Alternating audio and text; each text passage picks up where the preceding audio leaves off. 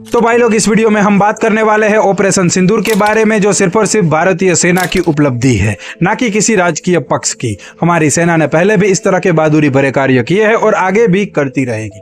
जब भी जरूरत होगी वो दुश्मन देशों की इसी तरह से वाट लगाती रहेगी, फिर चाहे सरकार कोई भी क्यों ना हो। पर बीजेपी वालों ने इसके ऊपर भी वोट मांगने का एक नया तरीका ढूंढ निकाला है। एक घोषणा की गई है कि 9 तारीख के बाद पूरे देश में और खास करके जहां पर बीजेपी की सरकार है वहां पर बीजेपी कार्यकर्ता घर घर जाकर सिंदूर बांटेंगे।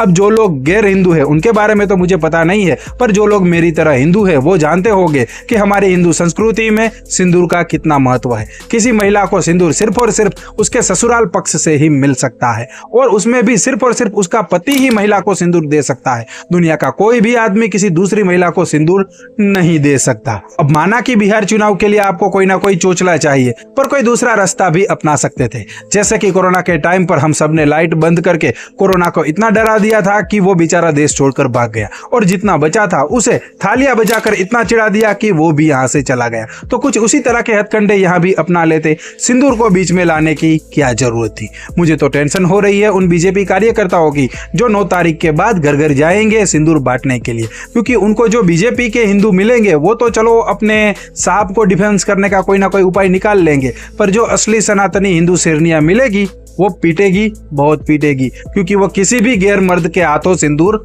नहीं लेगी। तो थोड़ा संभल कर। चलिए छोड़िए, आगे बढ़ते हैं और अब बात करते हैं एल्विस यादव और प्रिंस नरोला के लफड़े के बारे में। तो जब इस कंट्रोवर्सी में रजत दलाल ने वीडियो बनाई थी तब मैंने एक वीडियो बनाकर आपको बताया था कि इस कंट्रोवर्सी में थोड़े दिन बाद एक वीडियो आएगी भाईचारा ऑन टॉप वाली। तो ठीक ऐसे ही वीडियो आ गई है रजत दलाल की ओर से। तो मामला यह था कि प्रिंस नरोला ने जब 4 तारीख को गुड़गांव आने के लिए चैलेंज दिया अपने ऊपर वीडियो बनाने वालों के ऊपर, तो फिर सबसे ज्यादा डीएम में मैसेज जाने लगे रजत दलाल के कि भाई 4 तारीख को क्या करना है, प्रिंस नरोला को सबक सिखाना है या नहीं। फिर क्या रजत दलाल को भी एक वीडियो बनाकर इसका क्लैरिफिकेशन देना पड़ा कि भाई ये लफड़ा मेरा नहीं है, मैं तो सिर्फ सुलह करवाने के लिए गया था। दोनों तरफ हमारे भाई लोग ही है। सुनिए। राम राम भाई, सबको राम राम। रजत भाई 4 तारीख को कहाँ आना है, 4 तारीख को कहाँ आए? 4 तारीख को नहीं आना, कहीं अपने घर रहो। रजत भाई का इस कंट्रोवर्सी से कोई लेना देना नहीं है। रजत भाई गए थे समझौता कराने, जूता बजाने नहीं गए थे। ना पता हो तो बता दूं, सामने से जो लोग आ रखे थे ना, रोहित भाई हो गए, गौरव भाई हो गए, युद्धवीर भाई हो गए, गोविंद भाई हो गए, जबरू भाई, बंटी भाई, विशु भाई, मेरे अपने घर के बड़े हैं। पिछला साल उठा के देखो, जब कोई साथ नहीं खड़ा था तब मेरे साथ खड़े थे हर चीज में। और तुम्हें क्या लगता है 4 रील बन जाएंगी तो मैं अपने भाइयों के खिलाफ खड़ा हो जाऊंगा? अपना कोई मुझे मारे पीटे भी ना, उसका हक है मेरे पे। 4 जगह गलत होंगे ना, अपनों के आगे झुक लेंगे।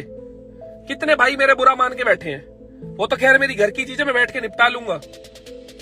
पर तुम सोच कैसे रहे हो मैं अपने किसी भाई से लड़ूंगा? तुम्हारी कंट्रोवर्सी भाई तुम्हें मुबारक हो। सुल्ताना करवाने गए थे, बीज बोने नहीं गए थे। अपनी निभा लो, इन चीजों में नहीं पड़ने वाले भाई, काम करो। अब जाहिर सी बात है रजत दलाल इस तरह का वीडियो बनाएगा तो थारा भाई जोगिंदर कैसे चुप रहेगा? वो वैसे भी इन सबको पोक करने का मौका ढूंढता ही रहता है, और इस बार तो इन्होंने हरकत भी कुछ ऐसी की है। तो जोगिंदर ने भी एक वीडियो बनाया है और रजत दलाल को दोगला कहा है, और यह भी कहा कि जब तुझे जरूरत थी, जब तू कम फेमस था, तब एल्विस यादव ने तुझे सपोर्ट किया, बिग बॉस में भी तुझे सपोर्ट किया, और इसीलिए तो तू इतना फेमस हो पाया। जब यह कंट्रोवर्सी छोटी थी तो तूने एक वीडियो बनाया और इसे बड़ा बनाया। जब यह कंट्रोवर्सी और बढ़ गई तो अब पीछे हट गया, दोगले इंसान। सुनिए। लड़ाई किसकी? प्रिंस की और एल्विस की। बीच में सरपंच बन के पहले किसने वीडियो बनाई?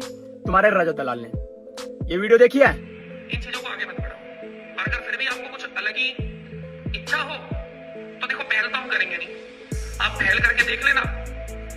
मेरे पार्ट में दूसरी वीडियो नहीं आएगी, पर होना होगा जो हो जाएगा। तो इनकी कॉम्प्रोमाइज हो गई थी उस दिन।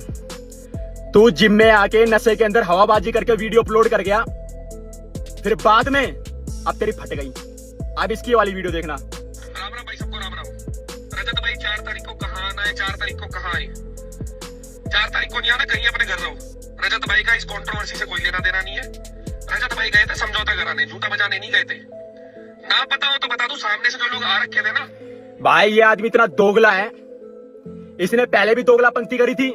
पहले इसने माफी मांगी थी, उसके बाद अपने भाइयों की सपोर्ट लेकर दोबारा गाली बकने लग गया था। ये जितने भी इन लोगों की सपोर्ट में वीडियो बना रहे हैं, आप लोग को एक बात बोलना चाहता हूं, जिंदगी में इस आदमी पे विश्वास मत करना। इसको आगे चलाने वाला कौन है? एल्विस। इसको सपोर्ट किसने किया? एल्विस गैंग ने। और आज इसी की फट रही है, इसी ने कंट्रोवर्सी को आगे बढ़वाया और ये पीछे हट गया। ये आदमी ना उधर का है ना इधर का, इसको चाहिए अपने फायदा, जहां फायदा आता है वही घुस जाता है। और आप लोगों को एक बात बोलना चाहता हूं कि भाई ये जितने भी भाई वीडियो बना रहे हैं, भाई हमारा किससे कोई लड़ाई झगड़े का कोई मैटर नहीं है, सारे हमारे भाई है। हमारा जो मतलब है इन लोगों से है।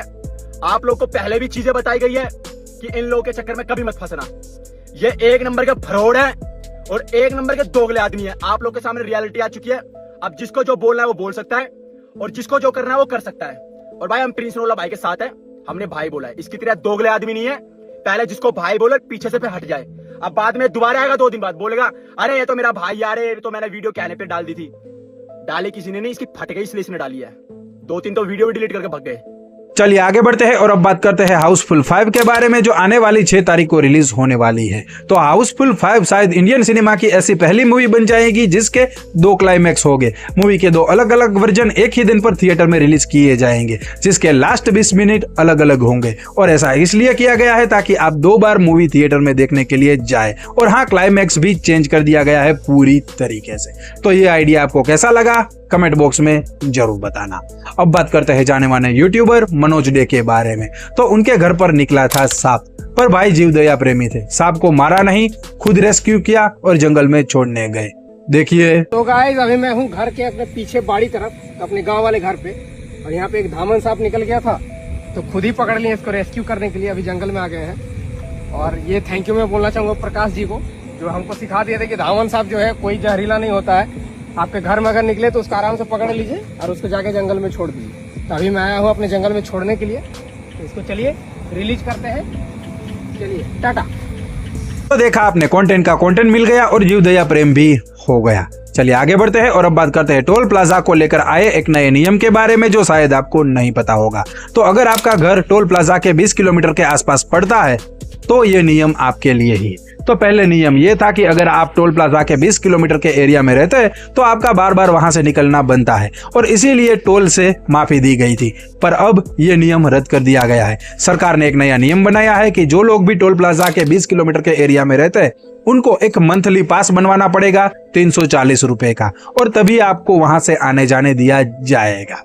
बस तो अब इस वीडियो में इतना ही। वीडियो थोड़ा भी पसंद आया हो तो लाइक, चैनल को भी सब्सक्राइब करके जाना ताकि आगे भी हमारी मुलाकात होती रहे।